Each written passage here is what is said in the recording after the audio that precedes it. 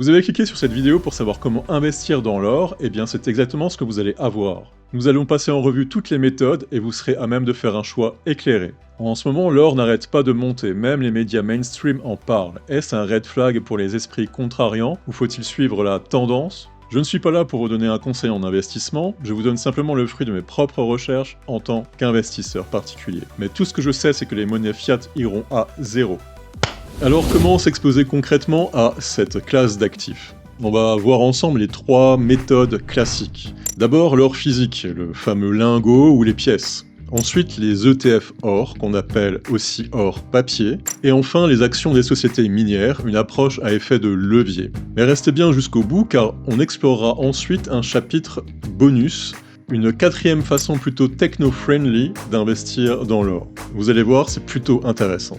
Avant de plonger dans le vif du sujet, si l'investissement vous intéresse, pensez à vous abonner et à activer la cloche pour ne rien manquer. Ça m'aide à financer la chaîne et ça vous coûte rien. Vous pouvez choisir de suivre le cheminement logique sur toutes les façons d'investir dans l'or ou naviguer directement dans les chapitres que j'ai mis dans la description de la vidéo. Allons-y. Passons maintenant à la pratique avec la méthode la plus ancienne qui est l'or physique, l'assurance patrimoniale ultime en cas de collapse généralisé du système bancaire. Première chose à savoir, les bijoux ne sont pas un bon investissement. Les coûts de main-d'œuvre, de design et de marketing gonflent leur prix bien au-delà de la valeur en or. On se concentre donc sur deux formats. Les lingots, c'est la forme la plus pure. Plus le lingot est lourd, plus le coût au gramme est bas. Mais attention, un gros lingot de 1 kg est difficile à vendre d'un coup. Et il est souvent plus judicieux de privilégier des formats équilibrés comme l'once, qui est à 31 grammes, ou le lingotin, 200 grammes par exemple. Les pièces, elles, sont beaucoup plus liquides et faciles à authentifier. Il existe 4 pièces reines reconnues dans le monde entier. Le Krugerrand sud-africain, l'American Eagle, la Maple Leaf canadienne et la Britannia anglaise. En France, l'équivalent est le fameux 20 francs Napoléon. Il a une forte dimension patrimoniale, mais sa reconnaissance internationale est plus limitée. Concrètement, un acheteur à Paris reconnaîtra instantanément sa valeur et sa prime, mais un négociant à Singapour ou à New York pourrait le traiter simplement pour son poids en or, ignorant sa valeur numismatique. Ensuite, la prime. C'est quoi la prime ? Quand vous achetez de l'or physique, vous ne payez pas seulement le prix du métal, vous payez une prime. C'est tout simplement le surcoût par rapport au cours réel de l'or. Elle couvre les frais de fabrication, de transport, d'assurance et la marge du vendeur. Pour vous donner un ordre d'idée, la prime est de 1 à 2% pour un gros lingot, mais elle peut monter facilement de 3 à 20% pour une pièce populaire. Anecdote intéressante. Pendant la crise de 2008, celle des subprimes, le cours spot de l'or a baissé de 20%, mais en France, la demande pour le Napoléon a explosé, faisant grimper les prix de 30 à 50%. Ceux qui ont vendu leurs pièces à ce moment-là étaient donc gagnants, mais pour les plus anciens qui regardent cette vidéo, en 2008, on pouvait vraiment croire que le système ne s'en remettrait jamais. Il a rebondi en imprimant des quantités astronomiques de monnaie pour nationaliser les dettes. C'est une leçon cruciale, le prix de l'or physique, ce n'est pas juste le cours spot, c'est ce que quelqu'un est prêt à payer pour l'avoir dans les mains pendant une crise. Le cours spot est théorique, la prime, c'est la réalité du terrain. Maintenant parlons de choses qui fâchent, la fiscalité. Je vais essayer d'être précis. En France, la fiscalité de l'or repose sur une règle simple mais souvent mal comprise. Que vous vendiez des lingots, des Napoléons, des Maple Leaf, tous ces métaux précieux relèvent du même régime fiscal. Sans facture d'achat, vous payez la taxe sur les métaux précieux, TMP, qui est une taxe forfaitaire de 11,5% sur le montant total de la vente. Avec facture d'achat, vous payez seulement la TPV, taxe sur les plus-values de 36,2%. Avec un abattement de 5% chaque année à partir de la 3e année de détention jusqu'à exonération complète après 22 ans. C'est donc un calcul à réaliser selon votre durée de détention pour choisir au mieux votre imposition. Un détail crucial que j'ai dû creuser parce que c'était vraiment pas clair, il n'existe aucune exonération pour les ventes inférieures à 5 000 € pour les pièces d'investissement. Contrairement aux bijoux, les métaux précieux ne bénéficient pas de ce seuil. Et pour information, le Napoléon refrappe Pinet est une pièce historique avec cours légal, même démonétisée, donc classée en métaux précieux, pas en jetons. Par contre, selon certains sites, les pièces Léon Or et Vera Valor seraient considérées comme des jetons, et ils relèveraient du régime fiscal des bijoux et assimilés, avec exonération jusqu'à 5 000 € par vente. Cette affirmation des boutiques ne semble pas reposer sur une doctrine fiscale officielle et il y a un risque réel que l'administration vous fasse un redressement pour payer la TMP. J'ai vraiment mis beaucoup de temps à démêler le vrai du faux sur cette question de défiscalisation. Et à mon sens, c'est du marketing. Donnez-moi votre avis sur cette question, ça m'intéresse vraiment. Où acheter et comment stocker? Pour acheter en toute sécurité en ligne, privilégiez des plateformes reconnues comme Gold Avenue, qui est le revendeur officiel d'un groupe suisse, ou un acteur français historique comme Au Coffre, ou dans des boutiques ayant pignon sur rue telles que Godot et Fils, par exemple. Alors on peut stocker son or chez le vendeur, il propose de garder votre or dans un coffre ultra sécurisé, parfois en zone franche en Suisse, ce qui évite certaines contraintes douanières. Gold Avenue par exemple propose un stockage qui est gratuit en deçà de 10 000 €. Chez soi ou en banque, vous avez le contrôle total, mais cela implique des contraintes. Location d'un coffre à la banque, souscription d'assurance spécifique bien sûr contre le vol. Et donc, quelle serait la méthode la plus idoine? Je ne sais pas. Dites-le moi en commentaire. Après, si la gestion de l'or physique vous semble compliquée, voire dangereux, il y a une solution beaucoup plus simple. L'or papier ou plus précisément les ETC. Un ETC, c'est Exchange Traded Commodity. C'est un produit financier qui vous permet d'investir dans l'or, mais sans jamais le toucher. Vous achetez une part d'ETC, sur un compte titre, malheureusement on ne peut pas en avoir sur PEA, et cette part est adossée à de l'or physique bien réel, stocké dans un coffre d'un dépositaire agréé.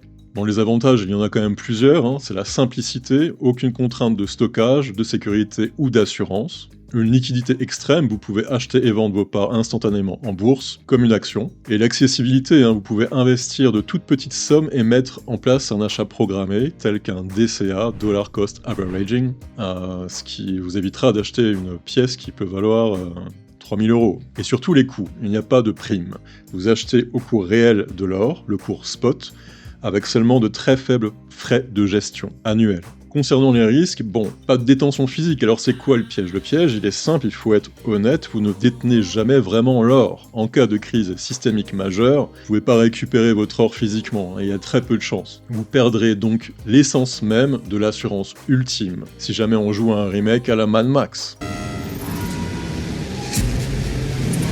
Ensuite, il y a le risque de contrepartie. Votre investissement dépend de la solidité de la société qui émet l'ETC. Et si le système que vous cherchez à fuir s'effondre, votre assurance papier pourrait s'effondrer avec lui. Ceci dit, si ça vous intéresse toujours, il faut s'orienter vers des ETC fiables qui sont audités. Ils gèrent des milliards d'euros d'encours et qui garantissent une réplication 100% physique. Alors il y a 3 exemples concrets pour les investisseurs européens.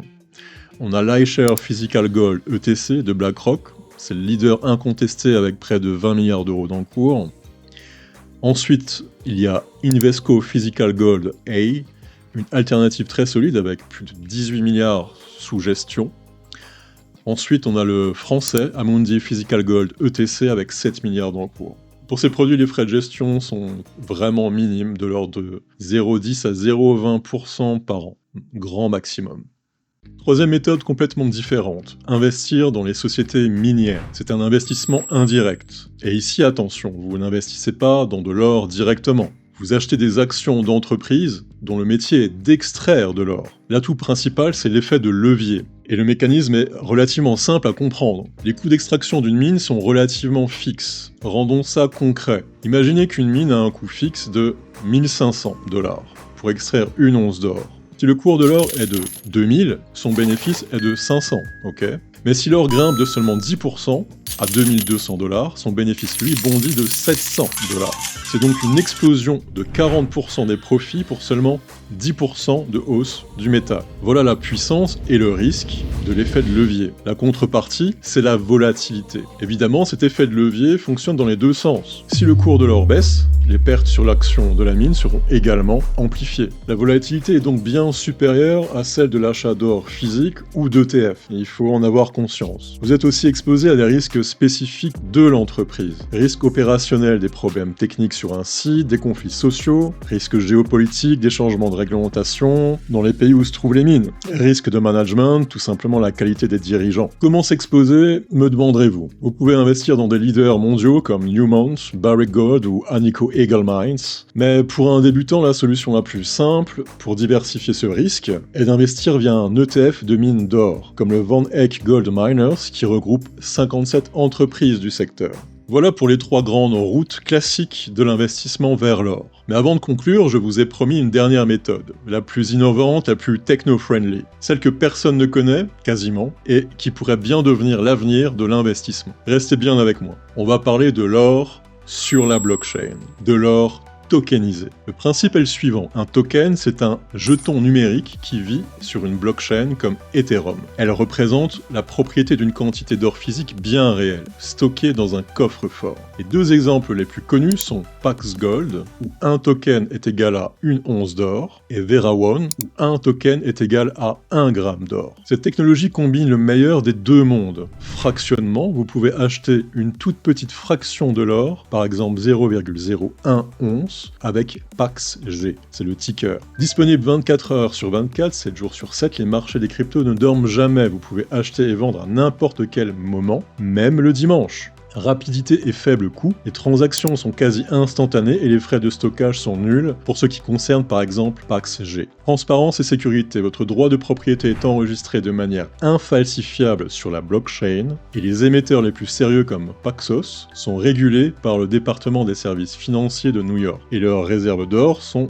auditées tous les mois. Bien sûr, vous devez avoir une confiance absolue dans l'entreprise qui émet les tokens et qui garde l'or. Mais c'est la même chose pour les ETF, n'est-ce pas? Cette tokenisation des actifs du monde réel pourrait complètement changer la donne et rendre l'investissement dans des biens tangibles aussi simple que d'envoyer un email. Les applications sont en fait gigantesques quand on y pense, car au départ on a créé des NFT, on a commencé à tokeniser et fractionner la propriété immobilière, et maintenant même la bourse américaine veut se lancer dans la tokenisation des actions. Pour ceux qui trouvent ça complètement abstrait et très éloigné de leur préoccupation d'acheter de l'or physique et de les détenir en main, je vous explique simplement vite fait le concept. Imaginez une grande base de données où toutes les informations sont connues et disponibles par tous les agents, vous, moi, le monde entier. Il n'y aurait plus de distorsion d'informations, tout serait dans un grand livre ouvert. C'est pas magnifique tout ça? Résumons.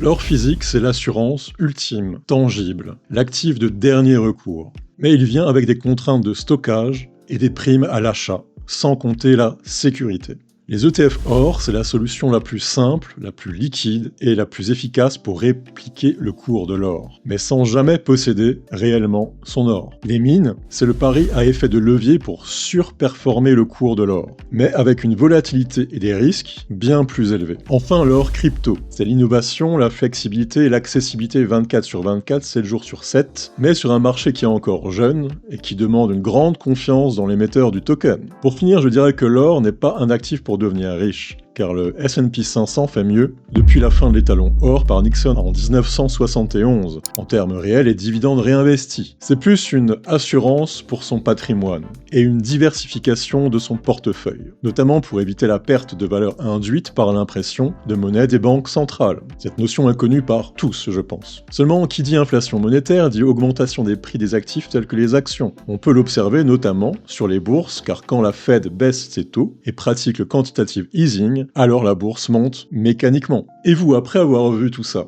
quelle méthode vous semble la plus adaptée à votre profil? Dites-le moi en commentaire, je réponds à tout le monde. Si cette vidéo vous a été utile, abonnez-vous pour ne pas manquer les prochaines analyses. Et comme d'habitude, toutes les informations utiles pour aller plus loin sont dans la description. Merci d'avoir regardé et portez-vous bien.